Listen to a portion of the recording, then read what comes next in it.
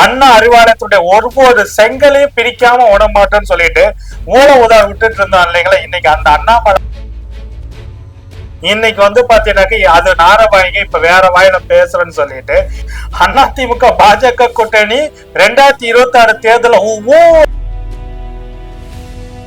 இவங்களுடைய வெற்றி கனவு அப்படின்றது சல்லியா அண்ணாமலையோட பேச்சே வந்துட்டு உடைச்சிடுச்சு. ஒரு ஆட்சியின் மீது அதிருப்தி இல்ல அப்படின்னு சொன்னாலே முடிச்சு போச்சு கதை. அந்த ஆட்சி தான் திரும்பவும் தொடர போது. ஆட்சி நல்லபடியா நடந்துட்டு இருக்குன்றதுக்கு அண்ணாமலை வந்து சர்டிபிகேட் கொடுத்துட்டான் அப்படின்னா இவன் சர்டிபிகேட் வந்து திமுக ஆட்சிக்கு தேவையில்ல. இப்பவும் பாத்தீங்கன்னாக்கா ஓம குத்திட்டு தான் வந்திருக்கான்.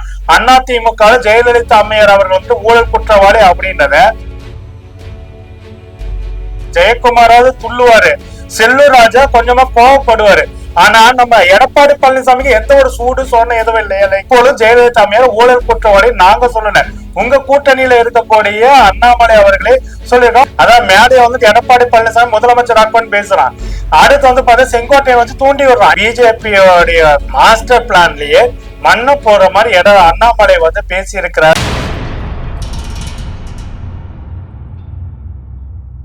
மிகப்பெரிய படிப்பாளி, நான் வந்துட்டு ஐபிஎஸ் படிச்சுட்டு வந்தவன், நான்லாம் சாதாரணமானவன் சொல்லி இது பண்ணாலும் ஏட்டு சுரக்க கறிக்கு உதவுது அப்படின்ற மாதிரி இவன் என்னதான் படிச்சிருந்தாலும் ஒரு அடிமுட்டாளுக்கு எவ்வளவுதான் படிச்சிருந்தாலும் அவனுடைய செயல்கள் என்னமே பார்த்தீங்கன்னாக்க முட்டாள்தனமாக தான் போகும் அப்படின்றதுக்கு நம்ம இந்த எக்ஸல் சீட் நாயகன் அண்ணாமலையுடைய செயல்பாடுகள் தான் இருக்குது அப்படின்னு சொல்லலாம்.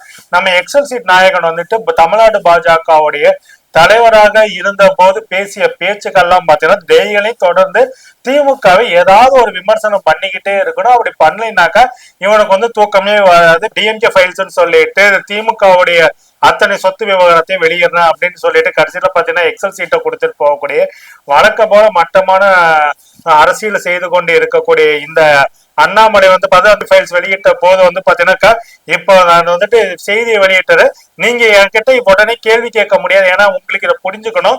அதனால நீங்க புரிஞ்சுக்கிட்டு வந்துட்டு இதை குறிச்செல்லாம் எல்லா தகவலும் கேள்விகளை எடுத்துட்டு அடுத்த வாரம் வாங்க, நானே பிரஸ் மீட் வச்சு உங்களை கூப்பிட்டு வந்துட்டு கொடுக்குறேன். அப்போ வந்துட்டு உங்களுக்கு நீங்க இந்த தகவல் எல்லாம் ஆய்வு செய்து எல்லாத்தையும் இது பண்ணிட்டு அந்த பிரஸ் மீட்ல கேள்வி கேளுங்கன்னு சொன்னாங்க.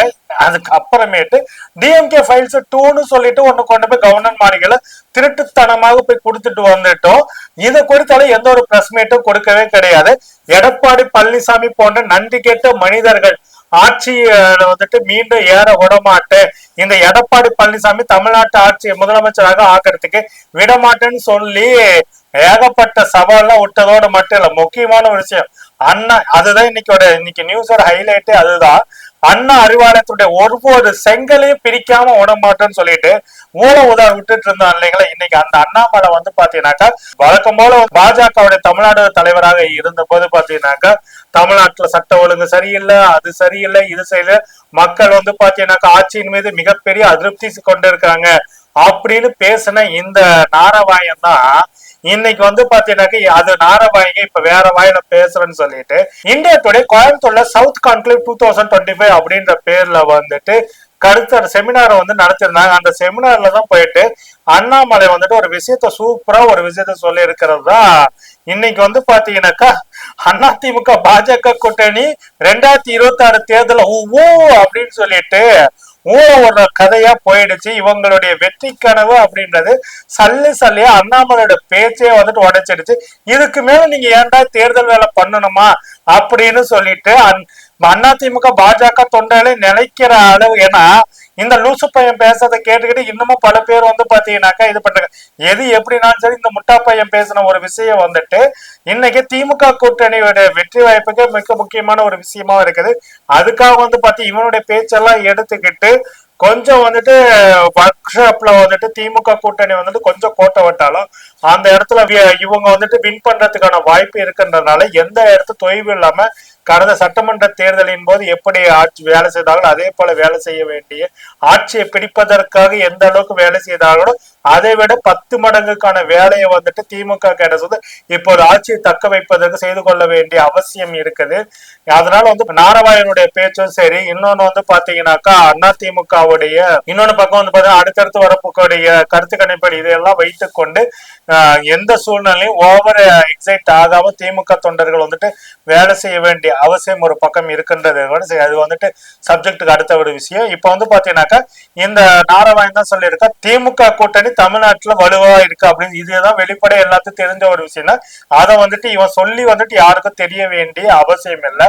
ஆனா எதிர்முகாம் வந்துட்டு இப்படி ஒரு கருத்து வருவது உண்மையிலேயே வந்துட்டு வரவேற்கத்தக்க ஒரு அடுத்து போட்ட ஒரு குண்டுதான் வந்து பாத்தீங்கன்னாக்கா மிகவும் வந்துட்டு அதிமுகவுக்கும் பாஜகவுக்கும் வந்து பாத்தீங்கன்னாக்கா சொந்த செலவுல ஆப்பு வைக்கிறாங்க அப்படின்றதான் வந்துட்டு கூட இருந்து குளிப்பெரிக்கிற விதமா வந்து பேசிட்டு இருக்கிற அண்ணாமலைன்றதுக்கு இதுதான் காரணம். என்ன சொல்றாருனாக்கா திமுக ஆட்சியின் மீது மக்களுக்கு பெருசா அதிருப்தி இல்லை, திமுக ஆட்சியின் போது மக்களுக்கு வந்து பெருசா எந்த ஒரு அதிருப்தி இல்லை, மக்கள் வந்து பாத்தீங்கன்னா திமுக ஆட்சியில திருப்தியா இருக்காங்க அப்படின்ற மாதிரி வெளிப்படையா போட்டு வடிச்சிட்டாங்க. அதான் வந்து பாத்தீங்கன்னாக்கா அவர் ஆட்சியின் மீது அதிருப்தி இல்லை அப்படின்னு சொன்னாலே முடிச்சு போச்சு கதை. அந்த ஆட்சி தான் திரும்பவும் தொடர போகுது. இது வந்து பாத்தீங்கன்னாக்கா அரசியல் விமர்சகர்கள் சொல்லி இருந்தா பரவாயில்ல, இல்ல வந்துட்டு கூட்டணி கட்சியில இருக்கவங்க சொல்லி இருந்தா பரவாயில்ல, இதெல்லாம் வந்துட்டு ஆனா எதிர்முகாமில் இருந்து சொல்லக்கூடிய ஒரு வார்த்தை தான் வந்து பாத்தீங்கன்னாக்க இன்னைக்கு வந்து ரொம்ப கவனத்துல வைக்க வேண்டிய ஒரு விஷயமா இருக்குது. சோ ஆட்சியின் மீது மக்களுக்கு எந்தவித அதிருப்தி இல்லை அப்படின்னு சொல்லும் போது ஆட்சி நல்லபடியா நடந்துட்டு இருக்குன்றதுக்கு அண்ணாமலை வந்து சர்டிபிகேட் கொடுத்துட்டான் அப்படின்னா இவன் சர்டிபிகேட் வந்து திமுக ஆட்சிக்கு தேவையில்ல. ஆனா வந்து பாத்தீங்கன்னா வெளிப்படையா ஓப்பன் ஸ்டேட்மெண்டா வந்துட்டு செமினார்லயே வந்துட்டு இந்த மாதிரி பேச இருக்கிறாரு அப்படின்றது. இது வந்து பாத்தீங்கன்னாக்கா பிஜேபி தலைமைக்கே செம காண்டாயிடுச்சாமா. ஏன்னா நாங்க கஷ்டப்பட்டு கூட்டணி வச்சிருந்தோம், இவன் ஏன்டா இப்படி எல்லாம் பேசிட்டாங்கன்னா வெளிப்படையா தெரிஞ்ச ஒரு விஷயம் தான். அண்ணாமலையோட பதவியை எடப்பாடி பழனிசாமி புடுங்க வச்சது ஒரு காரணம். அடுத்து வந்து பாத்தீங்கன்னாக்கா அண்ணாமலைக்கு அதிமுகவோட கூட்டணி வைப்பதற்கு எந்த ஒரு விருப்பம் இல்லை. அது வந்து பாத்தீங்கன்னா ரெண்டே விஷயம் தான். ஒண்ணு வந்து தன்னுடைய கொங்கு பேச்சுல தன்னோட ஆதிக்கம் தான் இருக்கணும், தான் ஒரு போலீஸா இருந்ததுனால எல்லாரும் என் பேச்ச வந்து கேட்கணும் அப்படின்ற மாதிரி ஒரு போலீஸ் மைண்ட் செட்ல இருந்து கொண்டு ஒரு வித வேலைகளை வந்து செய்தது. தான் பேச்சுக்கு வந்து இந்த போலீஸ்காரங்க பல பேர் சொல்ல என் பேச்சுக்கு மறுபேச்சு வரக்கூடாது அப்படின்ற மாதிரி இந்த லூசு பையன் என்னென்னமோ உடலிட்டோமா. அதுவும் வந்து பாத்தீங்கன்னாக்கா அவங்களுடைய அதிமுக கூட்டணியில இருந்து கொண்டு இதையும் அந்த மீட்டிங் வந்து பேசிருக்கான். ஊழல் வந்துட்டு இப்பவும் பாத்தீங்கன்னாக்கா ஓம குத்திட்டு தான் வந்திருக்கான். அதிமுக ஜெயலலிதா அம்மையார் அவர்கள் வந்துட்டு ஊழல் குற்றவாளி அப்படின்றத அதே கூட்டத்தை வந்து ஓம குத்திட்டு வந்திருக்கிறான். ஆனா வந்து பாத்தீங்கன்னா நம்ம எடப்பாடி பழனிசாமிக்கு தான் சொரணன்னு ஒண்ணு கிடையாது இல்லைங்களா. ஜெயக்குமாராவது துள்ளுவாரு, செல்லூர் ராஜா கொஞ்சமா கோவப்படுவாரு. ஆனா நம்ம எடப்பாடி பழனிசாமிக்கு எந்த ஒரு சூடு சொரணம் எதுவும் இல்லையா இல்லைங்களா. அதனால பாத்தீங்கன்னா இத பத்தி எல்லாம் எந்த கவலைப்படாம இவன் வந்து இப்பொழுது ஜெயலலிதா அம்மையார் ஊழல் குற்றவாளி நாங்க சொல்லல, உங்க கூட்டணியில இருக்கக்கூடிய அண்ணாமலை அவர்களே சொல்லிருக்காங்க ஊழல் குற்றச்சாட்டு ஜெயலலிதா அம்மையார் மேலே இருந்தது அப்படின்னு வந்து சொல்ல. ஊழல் குற்றச்சாட்டு மட்டும் இருந்தது, குற்றவாளின்னு சொல்லிட்டு நீதிமன்றத்தை தண்டிக்கப்பட்டவர் அப்படின்றதோ A2 வந்துட்டு குற்றவாளின்னு சொல்லி தண்டனைக்கு போனா A1 குற்றவாளி தான் அப்படிதான் பார்க்க முடியும். இதுதான் வந்து லாஜிக்கான அறமே. அப்படி இருக்கும்போது பாத்தீங்கன்னா சரி இதெல்லாம் இருக்கட்டும். இன்னைக்கு வந்து பாத்தீங்கன்னா இந்த லூசு பையனுடைய இந்த ஒரு பேச்சு வந்து பாத்தீங்கன்னாக்கா அதிமுக வந்து பயங்கர டென்ஷன் ஆச்சு. நம்ம ஆட்சியை பிடிச்சிடலாம் எப்படியாவது வந்துட்டு அதுக்காக வந்துட்டு பிஜேபியோட கூட்டணி வச்சதுல முக்கியமான காரணத்துல ஒண்ணு வந்துட்டு சம்மந்தியை காப்பாத்துறது மட்டும். எப்படியாவது ஆட்சிக்கு வந்துட்டாக்கா அடுத்து வந்துட்டு நம்ம கொஞ்ச நாளைக்கு வந்துட்டு நரேந்திராவை சால்ஜாப் பண்ணி கொஞ்ச நாளைக்கு ஓட்டிக்கிட்டு இருக்கிற இன்னும் கொஞ்சம் சொத்தை சேர்த்துட்டு நிம்மதியாக வெளிநாட்டுக்கு போய் செட்டில் ஆகலாம்ன்றதான் எடப்பாடி பழனிசாமியோட பிளானு. அப்படி இருக்கும்போது பாத்தீங்கன்னா அந்த பிளான்ல வந்துட்டு மண்ணை போடுற விதத்துல அண்ணாமலை பேசின இந்த பேச்சு வந்து பாத்தீங்கன்னாக்க எடப்பாடி செம்ம காண்டாக்கிடுச்சு. ஏற்கனவே செங்கோட்டையனை வச்சு இவன் தான் வந்துட்டு கேம் ஆடுறான் அப்படின்ற அதான் மேடையை வந்துட்டு எடப்பாடி பழனிசாமி முதலமைச்சர் ஆக்குன்னு பேசுறான். அடுத்து வந்து பார்த்தா செங்கோட்டையை வச்சு தூண்டி விடுறான். இப்ப இந்தியா டுடேடைய அந்த செமினார்லயும் போயிட்டு திமுக ஆட்சியில மக்களுக்கு அதிருப்தி இல்லைங்க. அதிருப்தி இல்லைனாக்கா மக்கள் எதுக்கு வேற ஒரு ஆட்சியை கொண்டு வர போறாங்க, மீண்டும் அதே ஆட்சியை கொண்டு வர போறாங்க. அப்படி இருக்கும்போது பாத்தீங்கன்னாக்க எல்லாத்துலயும் உளறி வச்சு இன்னைக்கு வந்து இது ஒரு டாபிக் ஆச்சு. இதை வேடிக்கை என்னன்னாக்க இப்படி அண்ணாமலை வந்து சொன்னதை வந்துட்டு மீண்டும் தங்களை வந்துட்டு எது ஏற்கனவே வந்து தமிழ்நாட்டு மக்கள் வந்து பிஜேபியோட மீண்டும் கூட்டணி வச்சதுக்கு எங்களை காரி துப்பிட்டு இருக்கிறாங்க. இப்ப வந்துட்டு இவனே இப்படி சொன்னதுனால எதிர்கட்சியா கூட உட்கார முடியாத சூழலுக்கு வந்துட்டு போயிடுமோ அப்படின்னு சொல்லிட்டு எங்க தான் சொந்த தொகுதியிலே எடப்பாடி தோத்து போயிடுவோமான்னு சொல்லிட்டு பயத்துலதான் அவர் வந்துட்டு ஊர் ஊரா போய் பில்டிங் ஸ்ட்ராங் பேஸ்மெண்ட் வீக்குன்னு ஆட்டம் காட்டி ஆடிட்டு பேசிட்டு வந்துட்டு இருக்கிறாரு. மூஞ்சில வந்து பாத்தீங்கன்னா அதனாலதான் எல்லா கூட்டத்திலையும் அந்தந்த ஊர் நிர்வாகிகள்கிட்ட வந்துட்டு கடுகடுப்ப வந்து கிடைக்கும். எந்த கூட்டத்துல எடப்பாடி பழனிசாமி நிர்வாகிகள்கிட்ட சிரித்த முகத்தோட வந்து பேசியிருக்கு. எப்ப பாரு கடுகடுத்து அவங்க அவமானப்படுத்த மாதிரி எல்லாம் பேசிக்கிட்டு இருக்கிறாரு. அதை தொடர்ந்து பார்த்துக்கிட்டு தான் இருக்கும். அப்படி இருக்கும்போது பாத்தீங்கன்னாக்க இப்ப பிஜேபியோடைய மாஸ்டர் பிளான்லயே மண்ணை போடுற மாதிரி அண்ணாமலை வந்து பேசி இருக்கிறாரு அப்படின்னு தான் பார்க்க முடியுது. ஆக மொத்தத்துல அதிமுக பிஜேபி கூட்டணி வரப்போகின்ற தேர்தலில் மண்ணை கவ போகுது அப்படின்றத அண்ணாமலையோட இந்த ஸ்டேட்மெண்ட் ஒப்புவாதல் வாக்கு மூலமாக பார்க்க முடியுது.